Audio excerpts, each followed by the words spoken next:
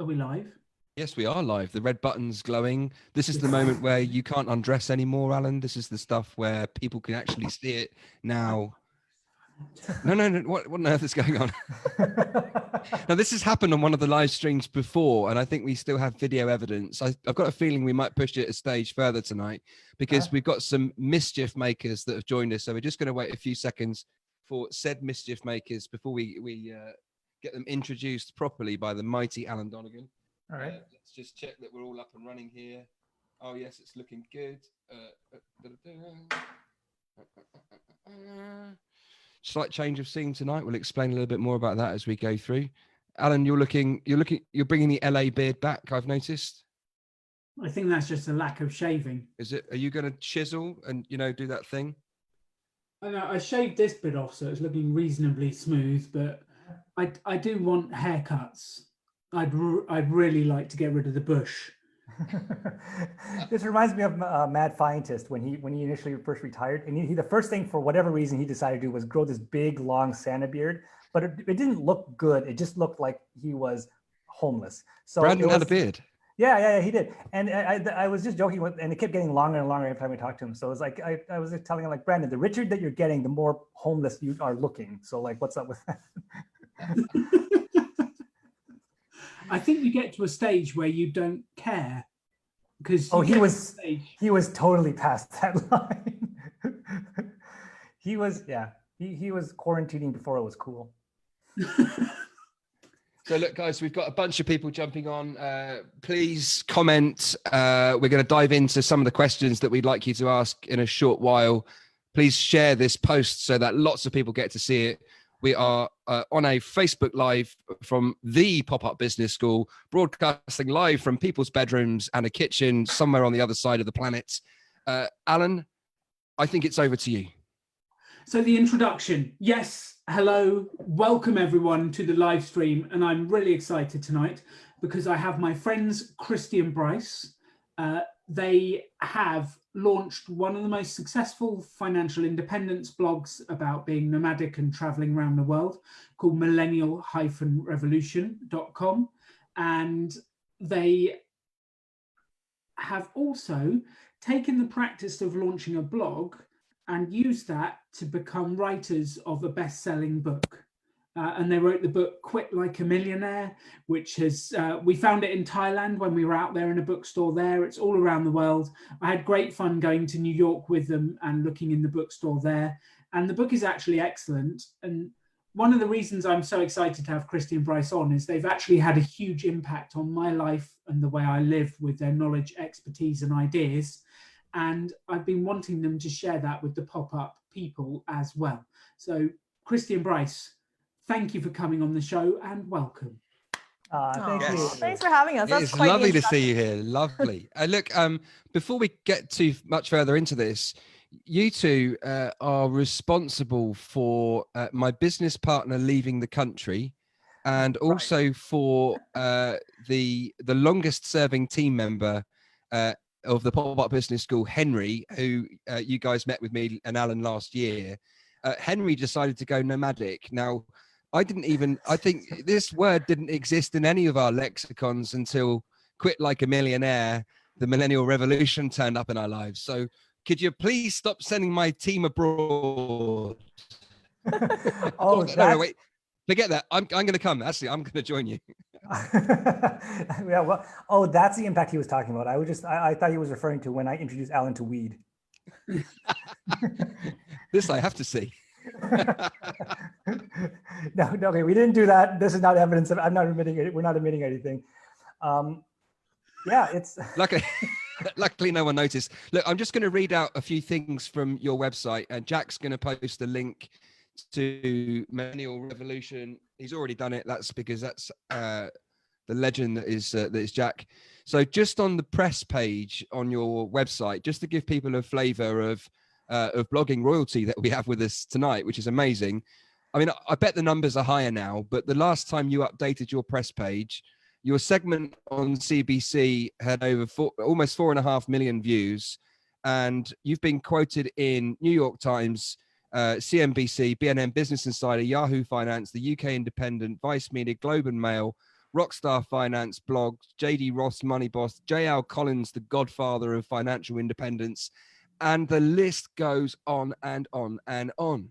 So the thing that went through my head. When you read all when you read it all at once, we sound much more important than we actually are. Wait, yeah. Well, you wrote it. I love it. No, it's phenomenal. And I think, I know that there's lots of people that are in the Pop-Up Business School audience that have either started a blog or dream of having a blog, but sometimes they struggle to get started. Or if they struggle to get started, the challenge sometimes is maybe they'll post 3 or 4 times. And I've been in this camp a few times. I get loads of energy for 3 or 4 posts. And then I struggle to get the momentum, and then I lose momentum, and then I don't visit it again for a while. And I think Alan and I wanted to take you back to the early days of the Millennial Revolution. Has it always been the Millennial Revolution? What was it like? How did this thing start, this journey? Because you've just achieved so many things with it. This is actually not our first blog. That's exactly what I was It's like our 4th blog. Oh yeah, the other 3 were abject failures that nobody ever read. Yeah, one of them was actually called, it's like 2 nerds, 1 dream, 0 results. And that documented our horrible faceplant journey of becoming an author. I'd read that. I would read that. Yeah. Well, you'd be the only one. I think even our parents didn't want to read it. That's how bad it was. So it really is. So this is our 4th iteration of the blog. The first one was called 2 Nerds, 1 Dream. It was about our writing journey. The second one was called Millennial Millionaires. And that was basically just us bragging about ourselves. The third one was called FI Academy because I wanted to make it a little bit more academic and whatever. And the 4th one we hit on with Millennial Revolution. That's the one that took off. So I totally intimately understand what it's like to be like, I have this brilliant idea, write 3 articles, and then just like nothing happens. Yeah. And it sucks, doesn't it? Because it's like you just don't know when it's gonna. And you can kind of tell from the progression of those ideas that we had that we start off just like everyone else started, which is when we first wrote a blog. We wrote a blog talking about ourselves, right? Yeah. And that was what everybody does. They kind of go, because like write what you know, right? Write what you know, and you know yourself the most. So people kind of write pretty like talking about myself. Here's what I ate today. Pretty self-centered things. And when we kind of we realized kind of 2 things. One, which is a very pop-up businessy type thing, which is you have to be willing. Your blog has to help your audience do something, right? And for us, so it shifts your thinking of like talking about yourself to like talking about the reader. It also causes you to ask more questions. What do readers want help with? What do readers want to know about? And then kind of going to that. And then the second thing, which is a little bit less obvious, which is we needed to find an enemy to point at and yell at. Common enemy. A common enemy. It was that sounds familiar, Alan. Yeah. So it was right after Trump got elected, and I was talking to a friend of a mentor of ours that was a politician, and then we were talking about the election. We're like, what's going on? And he was like, oh yeah, that. He goes, he was in politics and he ran elections before, and he was just like, just stand up and passionately passionately talk about us versus them, and it works every single time. And I went back home and I went, who could I yell at? And the answer was old people. Yeah, we're going to talk about that, and I think I'm going to let Alan dive in a second. One more question that was on my mind is when you started writing, and those first few iterations of blogging, did you set out to write a blog and then the blog become a business for you guys? Was that always the intention, or did you start off with different thoughts in your mind? No, this actually, what's really weird about this blog is like in the beginning, when we wrote 2 Nerds, 1 Dream, we thought that, oh yeah, this is going to take off. This blog is going to be amazing. It's going to make a lot of money. So we had the intention of making money versus this blog was really just born out of frustration and trying to solve a problem, right? Which is what our peers, a lot of other millennials are saying, we can't afford to buy houses. Our jobs are not stable. So all this advice, like the blueprint of finance that our parents gave us, completely doesn't work. So it really was from that frustration, because I had the exact same problem, and then solving that problem for other people. So we never thought about making money for this blog at all. And that's the one that actually was successful. You know what the most frustrating thing is? When we were, before we started doing the blog, we have been writing and trying to become a novelist for like 5-7 years, something like that. And the idea was we'll hit a best-selling book, and it's because it can't be that hard. And then the richest will follow, and then we'll party up with J.K. Rowling all day. And that didn't quite work out. But when we're in that phase, we were begging people to read our manuscripts and this kind of stuff, and they were all the agents were slamming doors in our faces. 200 rejections. And when we stopped trying to get published, 200 rejections over 5 years. Writing, and 3 manuscripts that failed. So, right, and that was 3 full-length manuscripts that were like 75,000 to 100,000 words each that just went nowhere before we ended up getting published. And it got to a point where we were scared of our phone pinging because we're like, oh my God, who just rejected us today, kind of thing, right? So that's kind of why writers tend to be the least happy people in the world. But anyway, that's a whole other thing. When we stopped trying to get published and we stopped trying to make money from our writing, and we started trying to help people, all of a sudden people started throwing opportunities at us. The Quit Like a Millionaire, that came out because a publisher an editor from Penguin Random House, one of her clients wrote a book, and she was asking her for ideas. Hey, is there anyone that you find that's interesting that I should reach out to? And then her name is Faye Wolf. She's an actress in Hollywood. And then that person was just like, I read this blog, they're really good. They help me understand how all this like retirement stuff works. You should check them out. And then that's when she came to me, read our blog and said, hey, would you like to write a book? And our first response was, no, I don't think so. No, our first response was, where the hell were you 5 years ago? Yeah, right. Yeah. Then our second response is, no, thank you. We've been on the publishing merry-go-round for like so long, we don't want to do anymore. So she ended up having to like convince us to write the book, and then that became a bestseller. So it's like, it's like, it's like dating. If you're desperate, the person can smell it on you, and then they don't want to have anything to do with you. But if you're just kind of like, yeah, let's just do whatever, I don't care, then all of a sudden it works. It's just Isn't this the thing that Alan and I often talk about, how we've built a business out of helping other people? That's what PopUp's been about right since the very first course that we ran and why we set it up. Alan, you've known these guys a long time now, and you've spent a whole bunch of time with them. And if we've got time on some of those stories from Thailand, especially, but let's just before we go down that route, Alan. I've got about 1 million questions for these guys, but I know you get some stuff in too. What's on your mind for these guys when we, thinking about the early days of them blogging and launching the Millennial Revolution? What grabbed you about them, and what's on your mind? Well, I think having listened to this, and I'd love the audience to take this away, is the number of times Kristy and Bryce got rejected, but kept going.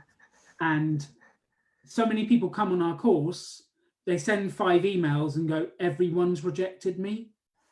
And I'm sorry, well, if you have approached 5 people, you've not approached everyone, you've not gone out there.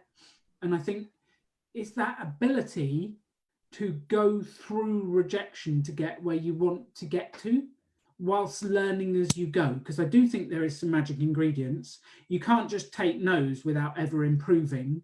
Right. You have to take the no and get better.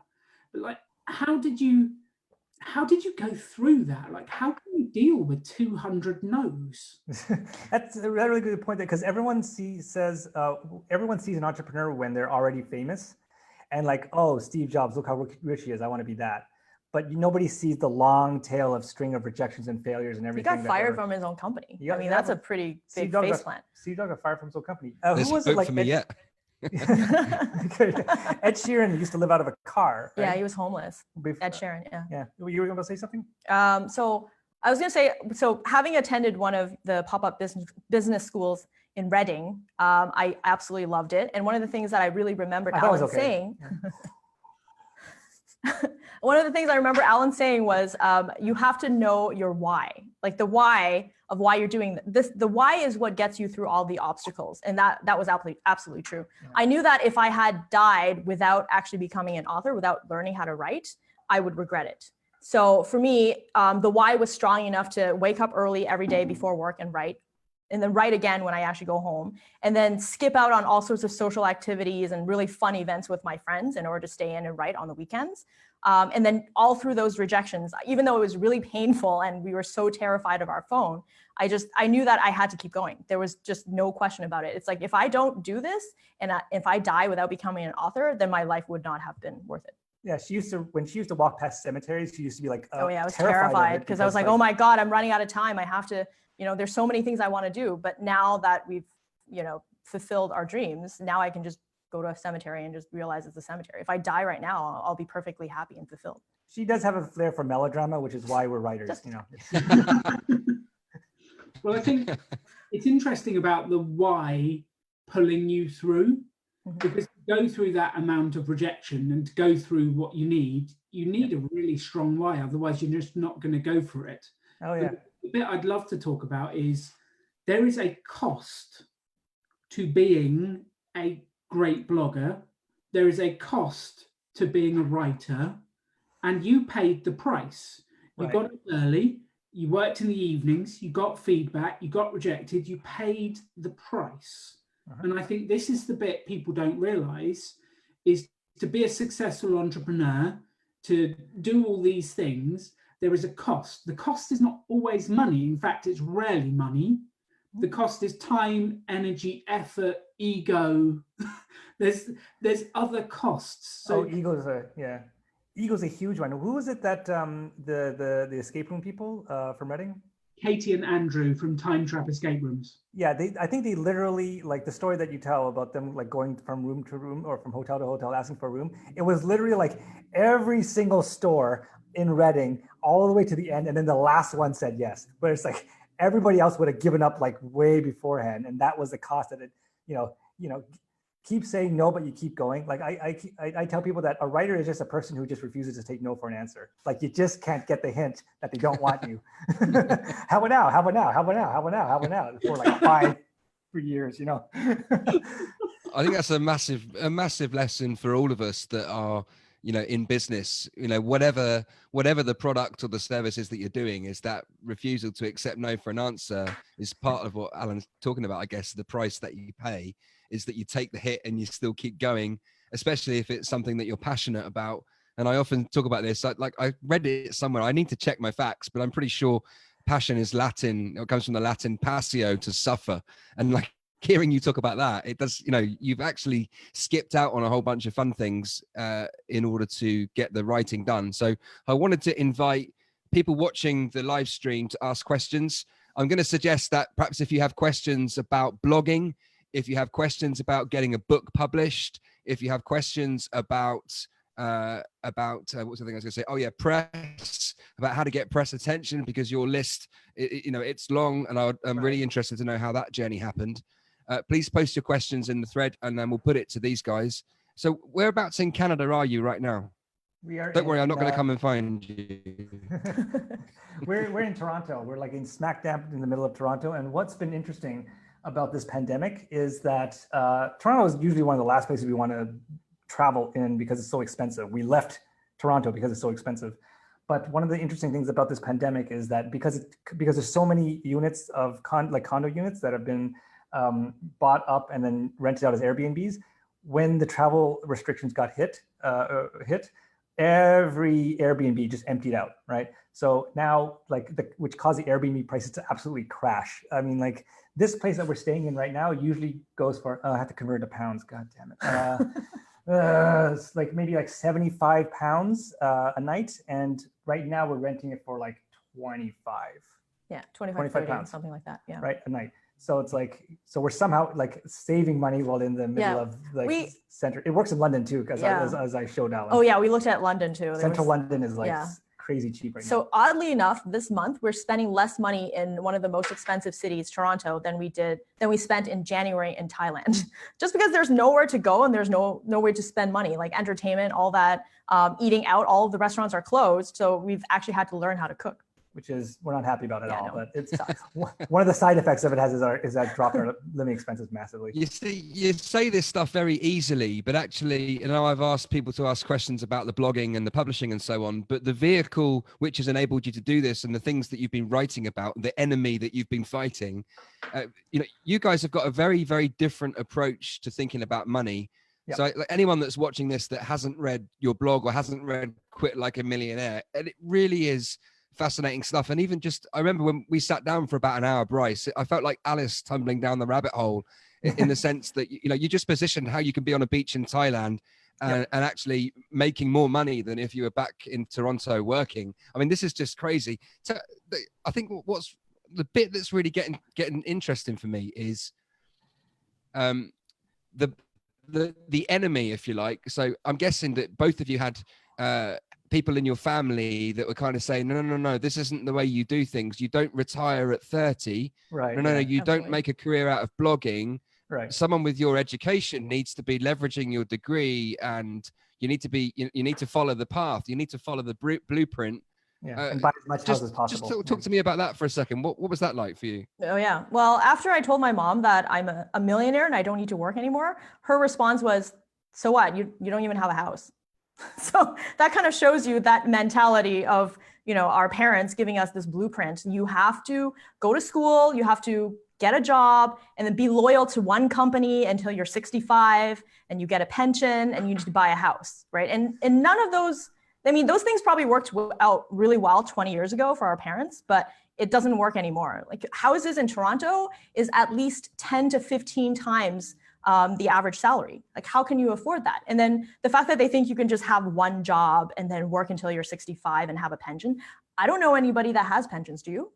No. Yeah, that doesn't happen anymore. So basically we've rewritten the rule book, the money rule book. We've rewritten it, and now we have a whole new blueprint to how to live your life. And it's worked out much, much better than the old one that no longer works. Right. So Yeah, just for sure. I mean, there's pictures of Switzerland. There's pictures of you drinking the largest pint of beer, not even a pint. It looks like 2 liters, and in a spa in Iceland or some hot springs. It looks like it's sort of working for you. Where did the inspiration come from? What did you read? Who did you speak to? What was the moment when you remember going, hang on a minute, this is all broken. There's another way. Yeah, it was the, so we write in the FIRE space, which stands for Financial Independence, Retire Early. And some of the earliest influences that we had were, J.L. Collins, who wrote the book Simple Path to Wealth, Mr. Money Mustache, and those people. So from them, we kind of learned, okay, instead of taking all your money and then buying as much stuff as possible, or even putting it into a house as our parents were advocating, invest it in a way that makes a passive income. So using index funds, using bonds, and I'm not going to get into the weeds here because this isn't really a finance podcast, but by doing that, and doing it in a certain way, when you have enough money invested like that, it starts spitting off passive income, and once every year, regardless of what the market does. So even now, when the market's like crashing right now, it's still spitting off passive income. And once that passive income is enough to meet your living expenses, then you don't need your job anymore. And that's when you can do whatever you want. You can retire, you can travel the world, you can keep working if you'd like, you can go follow a side hustle, you can go do that, side business you've always wanted to. That was the first part. What we didn't actually realize, the second part, which is when we started traveling, we could use travel to drop our living expenses even further, because when you're living in a place like the UK, it's really expensive. But when you're living in a place like Thailand, you can drop your expenses by like half while increasing your quality of life. So what we realized is that by combining the lessons that we learned from the FIRE space, like the financial investing part of it, with travel and digital nomadism, you could have the best of all worlds, where you could be sitting on a beach in Thailand or Southeast Asia, or drinking wine in Portugal, or eating pierogies in Poland. Not right now, like not this instant right now, but like normally. And while having your money invested properly, you could actually, it's possible to actually be making money while vacationing. So like you could, so that's what we realized. And that's what we kind of went, whoa, that is a really weird, like confluence of things that we realized. And that's what the book and the blog are about, how to make money while vacationing. This sounds like a thing that everybody should be reading. Alan, what was the moment when you realized that there was a different route to cash? And how does your attitudes to money and the blueprint for life coincide with these guys? Well, I think it's quite interesting. I think my dad showed me there was a different way because he broke all the rules. He also showed me that ends up in prison occasionally. You have to know which rules to break. And then I think I tried to follow the traditional path and get a job, but it just wasn't working for me. So I started reading the books. And eventually I started going, I think I realized that doctors, judges, all these people in positions of power don't get it right regularly. They get it wrong. And as soon as I saw that, like, I stood in court and a judge told me, no, this is the law. And I'd read the law, I knew it wasn't true. And we had that argument and he ruled against me, and then I managed to overturn him in court. I started to realize it's not the way people tell you, they're just all making it up. But actually, all of this stuff is made up by someone. All the rules, all the stuff is made up. And you get to decide. There are obvious rules, like don't kill people, like don't do that. That's not what I'm talking about. But the rules of here's how I want to live, here's how life is, here's how business is, most of it's made up by people who don't know what they're talking about. So let's come up with a different way, because times are changing and things are changing. And that's what I've been doing ever since. I love that. Good news that you're not planning on killing anyone, Alan. We heard it here first on the PopUp Business School Facebook live stream. Not currently, especially as yeah, exactly. I mean, this whole blog series that we're doing is called the PopUp Business School Survival Guide, and it doesn't really work with that. So let's. How to survive Alan Donegan. Some really nice. Yeah, there we go. Yeah, we'll edit that bit out. Luckily, it's not live. Oh no, wait a minute. We've got some really, really cool questions in the thread. I just wanted to visit a couple of those. One of them, I think the first question that I saw is from Jennifer Ma, and you're getting lots of love from Jennifer Ma, who has read your book. Jennifer has said, she's asking for tips about newbie content creators. And I guess if the question I can fire at you guys was, you know, if you were starting a brand new blog based on your experiences of succeeding and a few kind of early ones that you say that no one read, I'm not sure I believe you, but I really want to read the Two Nerds one, by the way. But yeah, I guess she's asking for some tips for content creation for, you know, if you're a newbie to blogging, what would your tips be? What would you be doing if you started a brand new blog tomorrow morning? Yeah, so one thing that was really helpful for us, just learning from the four blogs that we created, is write 100 topics to assess whether that blog you're going to be able to sustain that blog, you're going to be able to consistently write. Because the thing with blogging is you need to be able to love writing, and you need to, in the beginning, write at least 2 to 3 times a week to get that content going, to get the audience. So I would sit down and write, like, whatever topic you're thinking of doing for your blog, write 100 topics and see if you can do that, because that's going to show you whether that topic has fertile ground or not. Remember How to Make Bubble Tea? That was a site that we came up with. It was a that site didn't, about bubble tea. Yeah, did not have 100 topics. How can we talk about this? How to make bubble tea. I just spent the entire time drinking bubble tea and not writing anything. So I think we're done. Yeah, that's pretty much it. That's great advice. I tend to just launch into things and then realize that I've run out of stuff to say. I've done that a couple of times. Alan, what's your approach to content creation? Because you're fairly new to blogging, or certainly blogging consistently through alandonegan.com. We need to stick that link in there too. I'm sure Jack will do that for us. Alan, what's your approach to content creation? I have 2 main approaches. The first is I regularly talk to people about their businesses and their ideas, and they tell me their problems. That gives me all the content you could ever need. Right. Because we write about what's going wrong in their businesses, what you could do. And my whole blog is how can I help people? And it's basically based on the subjects that I'm really interested in. Can I help people build businesses, make money, have fun, live a rewarding life? There's a little bit of financial independence in there because I love that stuff and I've been learning it myself. And I focus on how can I help people and what problems can I fix?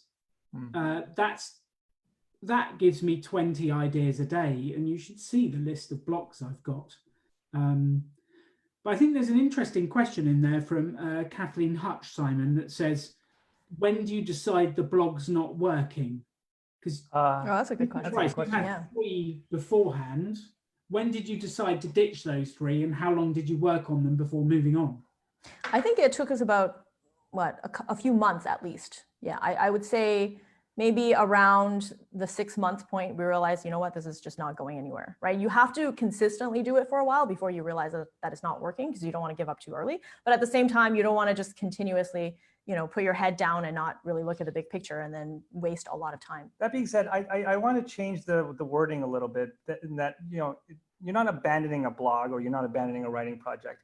The more you write, the better you get. So the journey of it's almost kind of like irrelevant when you switch from one blog to the other. And the thing is, you don't have to just because you are changing the blog, okay, I'm going to write from this thing, I'm going to turn from writing about this thing to this other thing. It doesn't mean that you're giving up, because everything that we did on all the failed manuscripts, on all the failed blogs, it was a stepping stone and helping us build the skills necessary to make the blog that eventually did take off work, right? So you don't have to, you don't have to kind of have that kind of look at your blog stats and be like, oh, okay, I give up. If you think of another topic that you think will be more fertile ground, you don't have to kill that first one. You can just build that second one, and then you can see kind of where it goes. Sometimes you really can't tell which one takes off, and and it can take you by surprise. But the important thing is with blogs, you don't have to shut anything down. It's not like a storefront where you have to give up the lease and then you can be like, oh, well, that restaurant failed. You can have 3 or 4 blogs running at the same time and then just see which one takes off, which is kind of the approach that we use. So it's kind of like pivoting. You have to be flexible enough to pivot from one idea to the other. If you figure out parts of it is working, and then I'm gonna just pivot into a different type of blog. And with writing, it does feel sometimes that this article, this was a waste or something like that. The fact is, every article that you write, you get a little bit better. So really, no article is a waste. Question from, I'm just going to dive back into the thread in a second. There was a question, a bit of love for the bubble tea. I think you might have a reader for the bubble tea. Someone's asking the question, what's bubble tea? Can you just give us 30 seconds on bubble tea as on behalf of Canadian bubble tea bloggers, just help explain what bubble tea is for our audience. Okay, so this is a drink that unites all Asian people. We were literally in Germany, in a very small town called Aachen, and I found one Chinese restaurant that actually had bubble tea. And as soon as I took it, I went outside, 5 Asian people came up to me and said, "Where did you get that?" in German. So it's basically tea with milk, and comes in different flavors, and you drink it out of this big, massive straw. And the reason why the straw is so big is because there's these little round, black balls of tapioca that are really chewy that come through the straw. So it's kind of like a snack and a drink at the same time. But for people who drink it the first time, I've had friends who almost ended up in the hospital because the bubble tea got stuck in their lungs. And so so be very, very careful when you're drinking bubble tea for the first time. Yes. This is supposed to be the survival guide here. I'm starting to get a little bit nervous about a couple of the conversations tonight. Yeah, sure. Yeah. I love that. There you go. That'll help Dee's understanding of bubble tea and a few others, I'm sure, as well. Alan, what's on your mind? Well, there's a question here from Helen that I think is really useful. Helen Lawson, thank you for the question. It's a really good one. Helen says, I've been asked to collaborate on a book, but fear I might be very thin-skinned to feedback. How do you cope with negative feedback? And I know we've had a few chats about this, but how do you cope with it? First, I just want to say that is completely normal. The first time that we sent out a query letter, which is basically a summary of our first manuscript, we couldn't even look at the response coming back to us. We saw the subject and then we said, oh my God, okay. And then we just kind of ran into a room and then refused to open the email for an entire day. We had to psych ourselves up. And then when we read it, obviously it was rejection and it sucked. And then we were sad about it for an entire week. So it's perfectly normal to feel that in the beginning. I think what really helped us is having support, having a writer's group of other people who are going through the same thing, so you don't feel like you're alone. And it takes time to build that Teflon skin. And you just need the support, and you need to kind of, it's like exposure therapy, right? The more you do it, the more rejections you get. And after a while, you can separate yourself from the failure. You are not your rejections. It's just a way to actually learn, right? That's just part of the process. But I would say support and then just exposure therapy to failure over time. But you also have to be careful where you get the negative, where you get the feedback from. Negative feedback is the most valuable thing that you can get from writing a book, as well as in business and anything like that. But you have to be careful about where it's coming from. If it's coming from another person who is kind of in the same boat as you, like a novice, it's not nearly as valuable. You kind of need to seek out people who are better than you to act as a mentor, because then that feedback is very, very, very valuable. When they say this character is not working for this other reason, then then that really means something. But if it's just your cousin saying like, oh, put more vampires in, it's like, that's not useful. We actually had a rule that was quite helpful later on for like figuring out what feedback is useful and which ones are not. Because sometimes you get feedback from literary agents that's saying this character is very strong, and then another agent will say this character is too weak, and you're like, they're opposing views. How could that be? Because it's subjective. So then we made the rule that if like we send it out to a bunch of readers and the same piece of feedback keeps coming back, then we know that it's something we need to fix. But then if one person says one thing, another person says the opposite, then we get to choose because it's just subjective. Yep. It's not valid. What about the I mean, you've got thousands of subscribers, the people that leave comments on your social media or on the blog. Have you experienced any negativity or any nasty stuff that comes through social media and so on? And how do you handle that? Is it a similar approach or do you do something different there? I don't know. Does 1,000 hate comments on CBC, which is like the CNN of Canada count, where everyone's like, you're like, I hate you, you're terrible, you probably have a rich daddy and that's why you're rich, and like 1,000 hate comments, does that count? Yeah. So it's, yeah, that would count. I guess that's in that territory. Yeah. So that is significantly less useful because again, they will just say like opposite things. The same people will say, oh, I love this article. Other people, I hate this article. Again, you have to find a peer group that is either at the same level of blogging or ideally better. So if Money Mustache, for example, said, oh, this is a really good article, or this is really like that would mean something a lot stronger than like the thousands of hate comments from before. Because when you are trying to write a blog, hate is not necessarily a bad thing, because when you are trying to write something on the internet, what you're trying to get is elicit an emotional reaction, and a reaction of some kind of thing. So when people say, oh, I love this, I love your blog, that's great. If people say, I hate that blog, that's less great, but it's still good because they're still reading. The worst reaction is indifference, right? So that's kind of why it's, especially when it comes to finance blogs, I keep telling people, take a stand on something, because a lot of people just kind of say, here's how a 401k works, and they don't have any opinions, they don't take a stand on everything because they just want to be neutral and please everyone, which just ends up with everyone just bored and leaving. So you have to kind of take a stand on something, and if the hate mail comes, then that's actually a sign that you're doing it right. Right. Is that how you grew the Teflon skin? Because you believed in what you were doing? Was there anything else in the early days? You know, those first few nasty comments that came through, how did you make sure that you stayed? How did you make sure that you got up the next day and kept writing? I guess was what was on my mind. Because I'm a vindictive bitch. And I'm like thinking, okay, I'm going to prove every single one of you wrong. And then I'm going to like take my success, wrap it around a lollipop, and then just send it to you because you can just suck it. Yeah. Which is the probably the cleaner version of the other version that I've heard, which I kind of love both. So that's all good. Guess where this lollipop goes. I can guess. Alan, follow that. We had a James Christiansen question, which was, what are some ways to get eyes on a new blog? And I know you've got a different strategy to most on that. So the traditional strategy is, figure out so first identify the audience, figure out what problem they have, and then go find them. So go figure out where that audience goes to complain, right? So if you're writing stuff on real estate, like you would go to say a site like Bigger Pockets, which there's all these forums in which people, complain about their tenants and this kind of stuff. So that's an option that tends to work out really well. Another one is targeted Facebook advertising, which Jack can do his entire thing about. What worked really well for us specifically is mainstream media. So we kind of, when our blog launched, we got a story into the CBC, which is the Canadian BBC, that kind of thing. And that went everywhere. They wrote the byline or the headline as, millennials get rich by not buying a house, which is sacrilegious in Canada, right? So that kind of generated all this traffic, and then that launched the blog. And then from there, we've just been writing media ever since. So that's a strategy that's been working out really well for us. And I guess, so that was good in that we figured out how to pitch to reporters and get them to cover our stuff, because everybody pitches reporters being like, hey, would you like to write about me? Would you like to write about me? And they get 1 million pitches a day.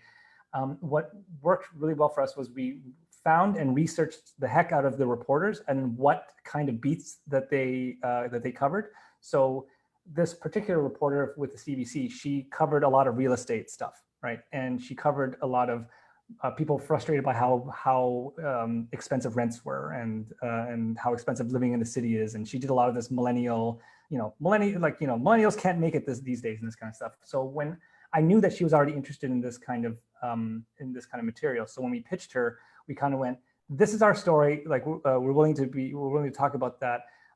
Here's what we did. We became millionaires. We got rich by not buying a house. And oh yeah, we're also millennials. And then she wrote back within like 2 minutes. And 5 she's minutes, like, yeah. she's like, yes, please. And then we set up a time to talk.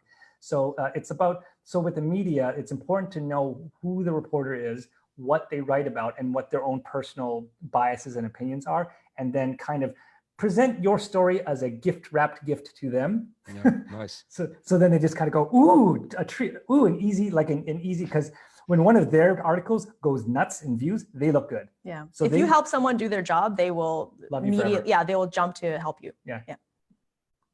Yeah, I love that. We've got some money questions. Teresa's interested to know. She wants us to roll our sleeves up and get into the money stuff. So Millennial Revolution was born out of the 3 previous pivots that you've done, and you start writing. At what point did monetization happen, and what did that look like for you guys, and how did it feel? I think it's a staged process, because in the beginning we weren't thinking about monetization. Then the media hits came in. Because of that CBC article, we had 55,000 views in 1 day. So then at that point, we're like, we should probably turn on Google advertising, because right now we're not doing any monetization whatsoever. So that was the low hanging fruit. And that's completely okay, because in the beginning, you don't know what you don't know, right? So that's the only thing we knew about, which was Google advertising. So we put that up. And then as a result, this is like, again, it's a staged ongoing process. As we kept writing, people were saying, oh, you're talking about investing. You explain it really well. Can you make some sort of investment series or explain it in a way that we can understand? And then so that came as a result of people's recommendation. We made the investment series, and it's performing really well because of affiliates. So we like our manifesto is basically, we don't want to charge people. Like, we think that financial advice should be free and accessible to everyone, regardless of what your net worth is. So we made the workshop completely free, very nod to Alan and his model. So like, we want to help as many people as possible. And then so that started performing as a result of affiliates. So the affiliate income was from people who actually sign up to the brokerage that we recommend. And then that was the second level. And then later on, as we did more research on advertising, we realized, hey, Google AdSense is really bad. Like you get a lot of hits, but then they pay you very small amount of money. The reason why so many people use it is you don't really need to have a certain amount of readership. Anybody can just sign up. And then we discovered an ad network called Mediavine. And then what Mediavine requires is that you need to have at least 25,000 sessions. So approximately like 50,000 views per month before they will agree to partner with you. So then at that point, we had actually reached a level of readership that was beyond that. And then that was so much better than Google AdSense. It was like 5x the amount of money.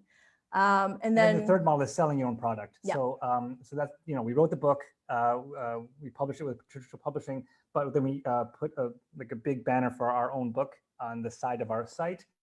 And then we use the affiliate link for Amazon. So now when people click through to buy the book, we get money from the royalty. Then we also get money from the affiliate income from Amazon, and we get money from the advertising banners and all that kind of stuff. So that's the kind of business model that we used. So there's other models that you can use, like subscription models, Patreon, that kind of thing. We tried all those. It never really quite worked for us, but this is kind of the model that we figured out. It seems to work. I just feel like I just want to start writing. Can we end this early? I feel like inspired to get on with it. Did you ever feel like giving up? That was one of the questions. Did you ever feel like, you know what, I'm tired of this. I'm not enjoying it. And if so, what made you keep going? And if not, why do you think that was? I think on individual projects we did eventually kind of go. There were some that just like, it was so painful. This isn't going. Yeah. I've learned that I can't write romantic arcs. I wrote an entire YA novel in which it was supposed to be this, like the two romantic leads. And then one of our readers read it and then said, oh, I thought that guy was gay. And I went, God damn it. Okay, we're not doing that again. So I can't write romantic arcs. So I've learned that about myself. We do give up on individual projects, but not the craft itself. Yeah, exactly. So there are some points in which you should give up. Like there's some projects in which we were writing and we're like, this is not working at all. Like, why are we trying to jump into writing about like angel fiction or like vampire fiction because we're trying to jump on the Stephanie Meyer bandwagon. Yeah, it's like, well, that ship has sailed. So why do we keep doing that? There's some times in which it's just so many rejections, you just need to take a break. Like it just affects your mental state so much that we're in such an emotional state that we just need to take a break. Like sometimes we're just like, we're just not going to write for a week, just need to get some distance from it and then come back to it. Yeah. You do get very emotionally needy after a while. Yeah, like, needy writers. Now I totally understand. And then you start stalking people online. Oh, Twitter yeah. And, there was a lot of Twitter stalking of bad. agents. Oh, I heard this crazy story from one of the literary agents we became friends with. He went to a writer's conference and he went into the bathroom and he closed the stall. And as soon as he sat down on the toilet, somebody took their manuscript and shoved it under the stall to force him to read it. And they wouldn't let him out of the bathroom. Yeah, that's a great. I don't think he signed. I don't think he got signed. Yeah, I don't think so. Alan, have you ever followed any business prospects to the toilet? And what kind of business were you looking for in that toilet? I did actually have an incident in Winchester Starbucks after. I haven't heard this. Simon. Oh, yes, you did. Of my presenting skills course for many years, it was one of the stories about gaining eye contact in an inappropriate place. Love it. I think we'll pause there for that one. So look, Alan, the thought that went through my head whilst we've got these guys here, both of you have experienced pitching content recently, you know, TV content, blog content, book content, and so on. What lessons have you learned about pitching that perhaps surprised you? I mean, Alan, you've been pitching for years. I'm sure you guys have as well, Bryce and Kristy. But what are your recent learnings from pitching content to the media and to other potential, buyers of the stuff that you're creating? Pitching is a very it's a very succinct art form, right? It's almost like telling a joke. It's like trying to get your idea across in as few words as possible. Like if you can't distill your idea down into 15 or 20 seconds, then you need to keep working on it. So one thing that helped us a lot, again, everything that you learn, even if you give up on a project, that skill is useful later on. You just don't know when it's going to come in handy. So while we were writing fiction, we entered some writing contests in which you have to distill your pitch down into 140 characters. Because it's a tweet. Right. So that was very, very useful. And you do that multiple times for many, many agents. So later on, when we actually were pitching to the media, we knew that shorter is always better than longer. So we try to distill it down into a Twitter pitch. If you can't distill your business idea down into 140 characters, you need to work on it. I remember we were in a pop-up with you, Alan, in Reading, and there was one of the students was trying to explain this really complicated business idea. Oh, the solar, I think it's a solar jacket, right? No, it was someone else that I'm referring to. But at the end, Alan kind of went around and be like, does anybody know what she just said, what her business is? And then everyone went blink, blink, nothing. And then you're and I was I think you're getting some feedback here, right? So people tend to be very long-winded, but pitching is it's a very, I forgot about the Twitter pitch. Yeah, shorter is always better. Yeah, shorter is always better than longer. Yeah. I think it's the advice to live by, Alan. It's the yes. I love how you can see in his eyes, he's trying to get to, and then he realizes what he just said, and he went, "Oh, come on."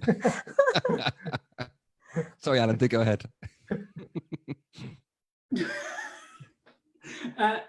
So I'll just add in that for me, the way I practice pitching, and it won't work for everyone, but it's kind of similar. You're sending them in tweets.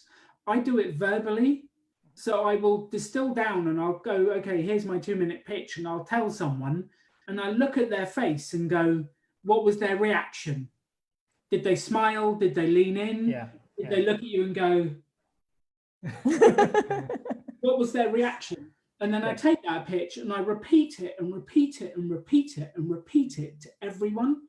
And I actually think some of the magic of pitching is telling people you don't expect anything to come from, because you never know. They're going to say, oh, you should speak to them, or this should happen here, and you just practice that pitch 200, 300, 400 times, telling different people, and always refining it to try and find the words that elicit the response that you're looking for, which is engagement or excitement and all of that other stuff.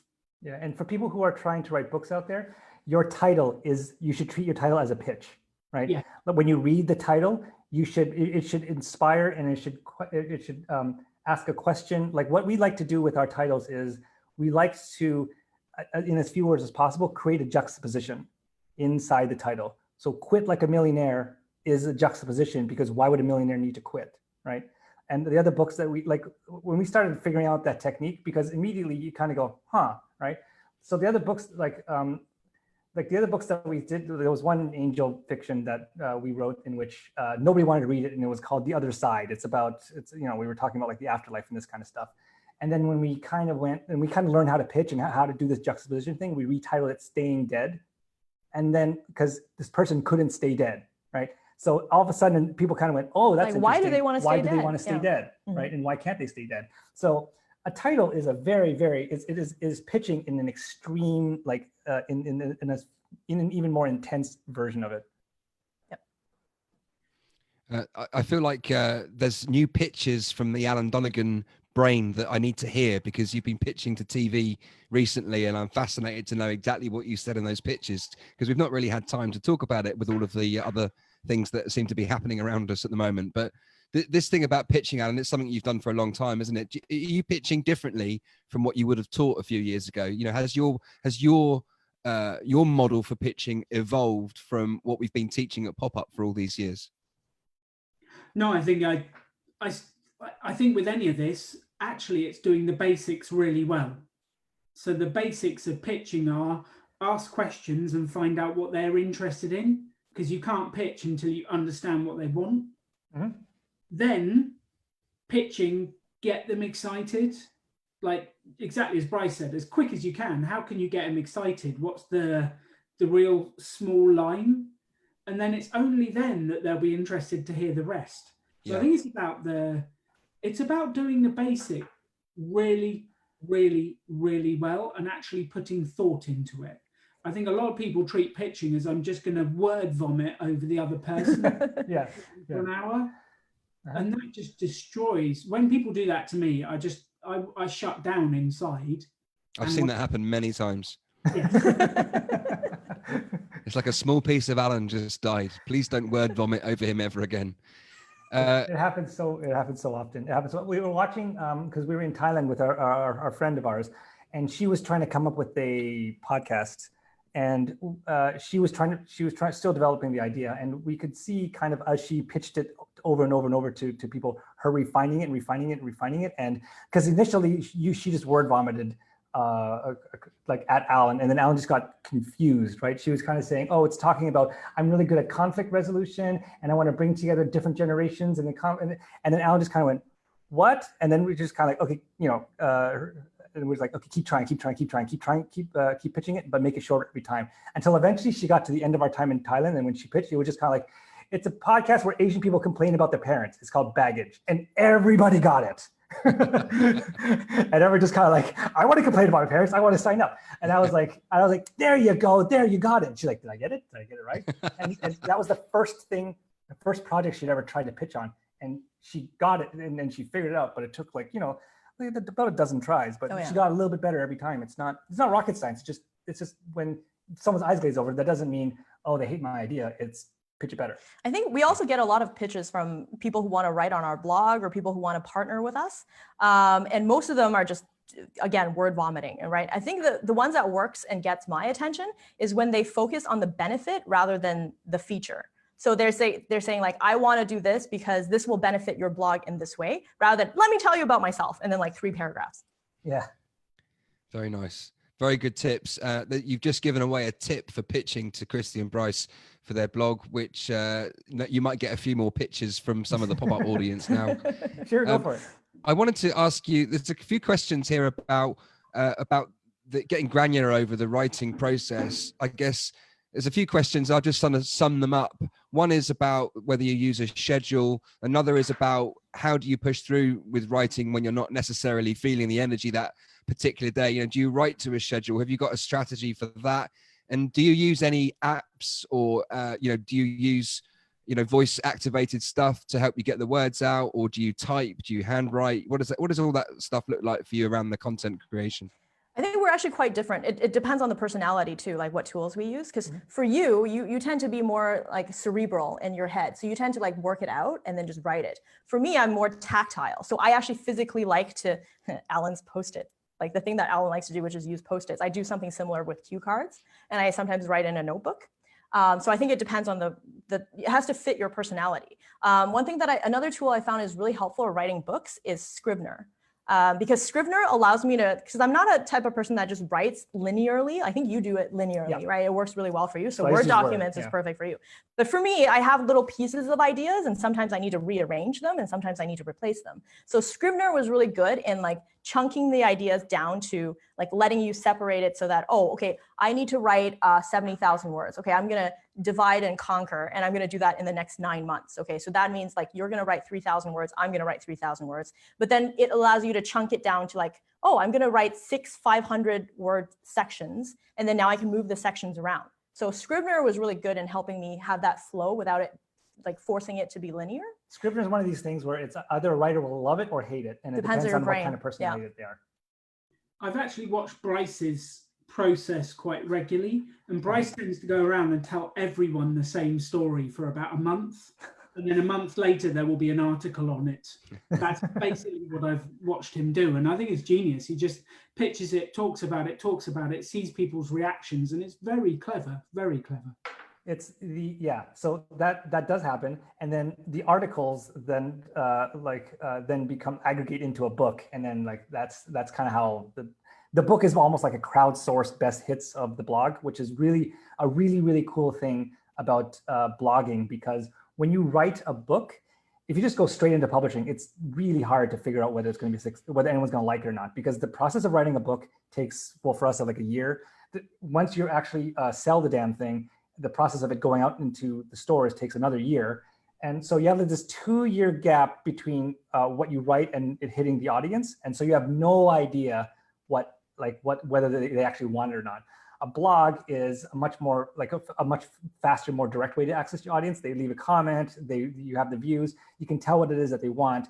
Stand-up comedy is probably the most direct feedback that you can get, because within a half a second they laugh or they don't, right? So in terms of like a book to stand-up comedy, like that it's this wide spectrum of how fast your feedback loop is. So blogs are great in that the feedback loop is relatively fast, and then from there you have you're pretty confident that when you turn that into a book, you'll have a pretty good idea of what the audience wants. This is awesome. Absolutely brilliant. We've got loads of people saying thank you in the thread for sharing your knowledge and advice. I'm going to hand over to Alan for his closing thoughts in a moment, because I cannot believe that an hour has gone by. And it has? Yeah, I'm kind of up for pushing on through till dawn. I'm not sure if everyone else will be as excited about that, but I guess the thought that went through my head, Alan, just before we sort of go to you for closing thoughts and so on, what's your strategy for writing? What tools do you use? And is there a biorhythm in it for you? You know, do you kind of always go, yeah, first thing in the morning is when I like to write. That's when I can really flow. How do you get over writer's block? So in terms of tools, blogging, I actually like to do it straight into Weebly, because I can throw in the title and then work on that. I can throw in the pictures and work on that. And I put all the elements together and I can see it coming together. And I really like the actual creativity of it. In terms of writing other articles, I used OneNote to capture all my ideas. He uses OneNote to capture everything in his life. If OneNote ever goes down, Alan won't know how to like get groceries. Yeah, I will just collapse. I think we should arrange that with Microsoft just for a joke, just for an hour, just to see what happens. Watch his head explode live on Facebook. OneNote is an excellent capturing tool. Evernote's another version. Use whatever you want, but you need a way to capture ideas. And I have a big note page that is blog ideas. Every time I have a blog idea or someone says, you should write about this, I put it in there. I think it's over 100 in there so far, and I have about 25 in development on my blog. Like, you need to capture the ideas as they come to you. How do you get over writer's block? Sometimes I get to a point. So like when I was writing my movie, I actually wrote 2 movies at the same time. I read a romantic comedy, and it was going to be a superhero movie, but it turned out a vigilante movie. But when I get stuck on the rom-com and I need a break, I'd go and write about death and violence and crime, and I'd feel lots better. And then I'd come back to romance and I was back on it.